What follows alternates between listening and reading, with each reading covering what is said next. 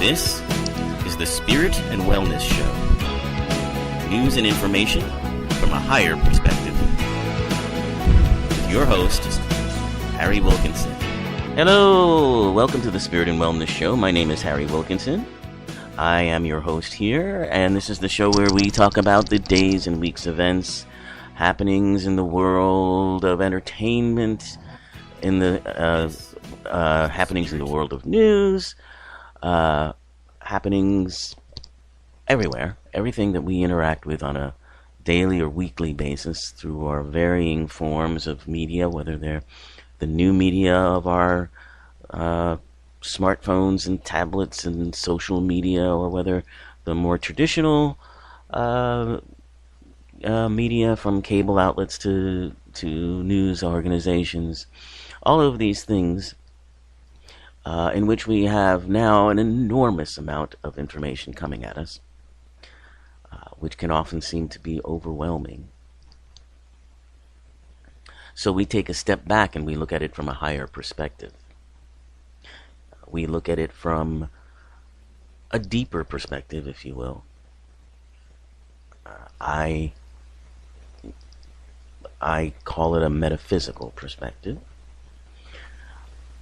The idea that on an energetic level, an energy level, which is a good way, I think, of describing the highest level in which we exist, beyond our physical bodies, but at an energetic level.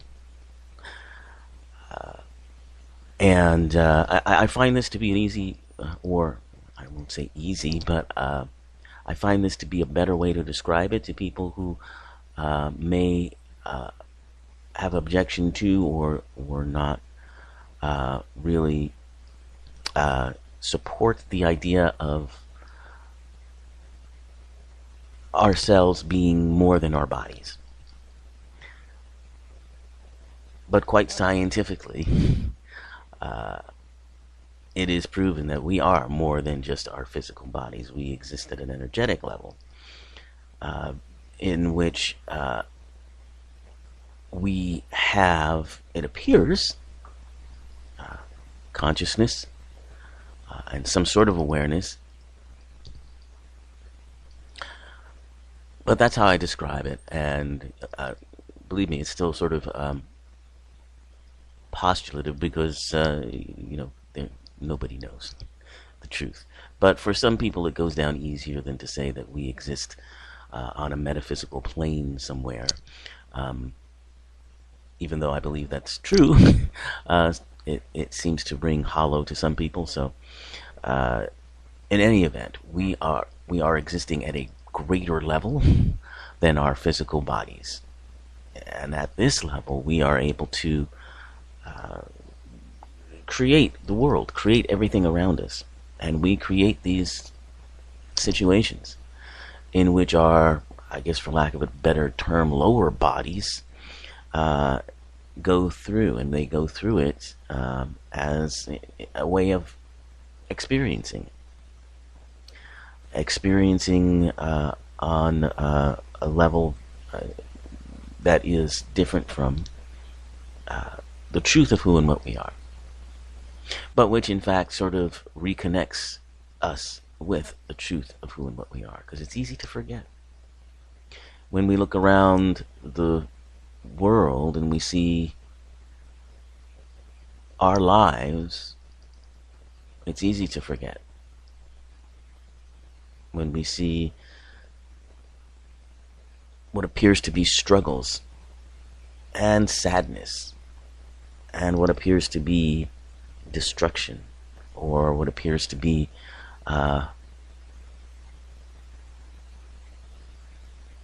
ill intent, all of these things, which are illusions, but seem to be very real, feel very real. When we get caught up in them, it's easy to forget who we really are, and what we really are, and what's really going on here, which is our oneness, which is the truth of an unlimited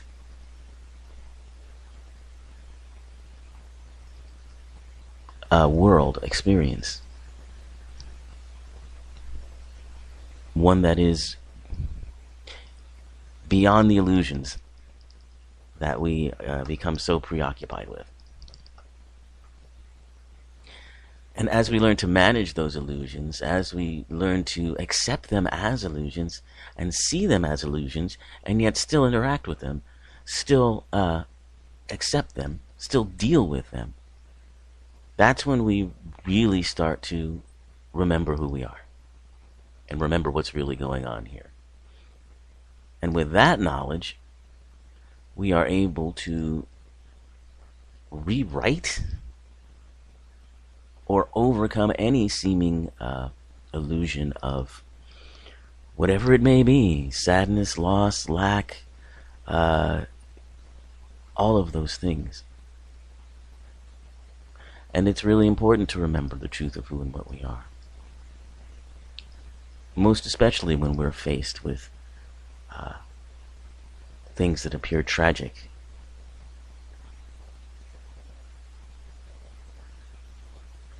As we have so many times, on a grand scale, on a, national scale, and I'm sure for many, on a personal level as well. It's really important to remember that. And so, that's why I do what I do here.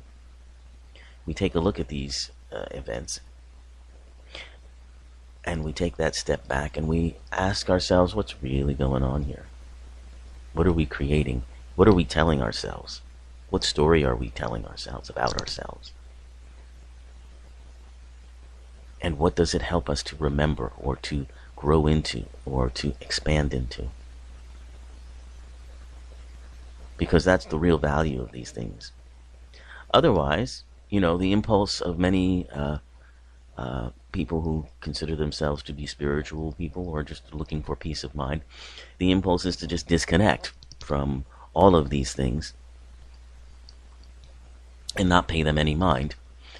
And that's certainly, an understandable and, in some cases, a necessary impulse. My contention has always been that while that can work temporarily, unless you're wanting to live on a mountaintop and willing to do that, and away from the rest of the world, which most of us either don't want to do or simply can't do, then it's more beneficial to learn how to go into these stories, these situations, rather than try to disconnect and pretend they aren't happening. They'll just come back at you twice as hard. So if you can go in and recognize the truth of them, that allows you to take the energy that was expended to create the situation in the first place. That allows you to take that energy back in a way, because you now are able to see this situation for what it really is and understand the detail and depth of its creation and why it was created.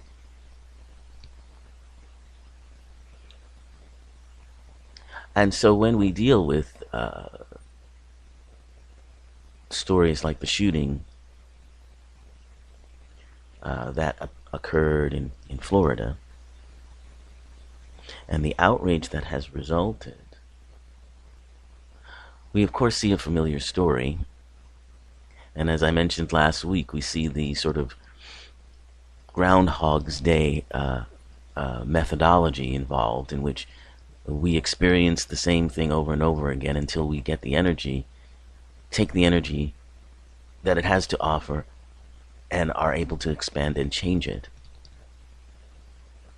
And many believe that that's what's happening in this instance.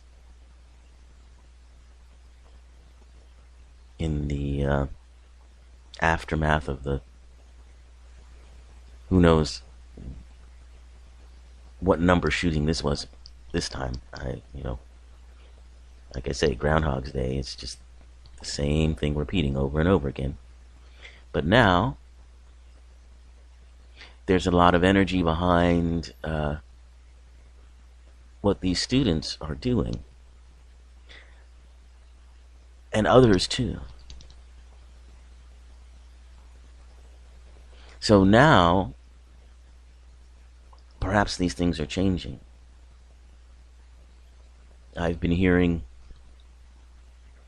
that major corporations that used to sponsor the National Rifle Association, the NRA, have disconnected themselves from the NRA because of their stance. That stance being, if you haven't been following, that stance being their usual stance whenever mass shootings occur, that no gun legislation should be spoken about. It's not the time to do it. It's not about guns. It's about mental health. It's a litany of well-rehearsed excuses, basically, in my opinion. And many people are not having it anymore. A lot of people weren't having it before, but it seems like we might have hit a tipping point. So perhaps the Groundhog Day-ness of it all is necessary. And I always say, and here I will bring my metaphysical perspective into this,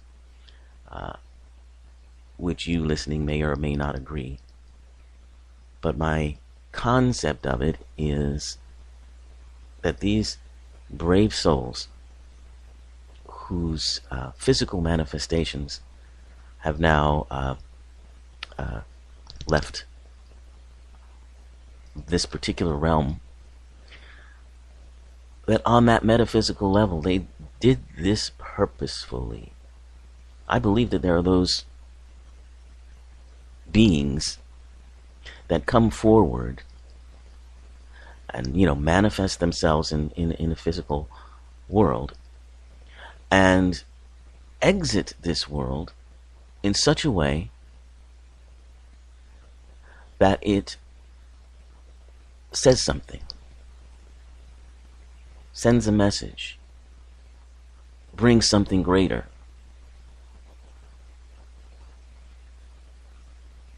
And I believe they do this out of just wanting to do that.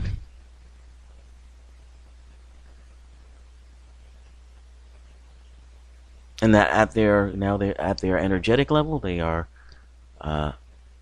present in a different way,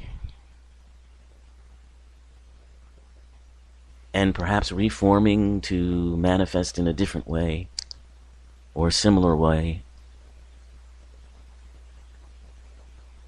But I honestly do believe when we have these sorts of very large public events in which so many people are connected, that there's an orchestration behind the scenes.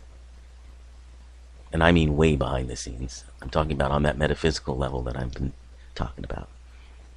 An orchestration to create this experience.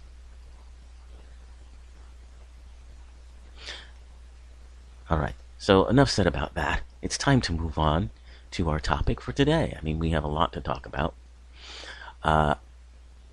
Now, last week we talked about the power of being alone and the health benefits of that. And we will get back to that topic, I do promise. But something came up during this week in relation to what I was just talking about with those shootings and all of that. And it's this idea of thoughts and prayers. And there's a rising tide of anger towards people who say they're sending thoughts and prayers to those who have been victims of these shootings. And it certainly is understandable, because a lot of times these people that hide behind things like thoughts and prayers, that's all they do. And they don't take the steps that they could take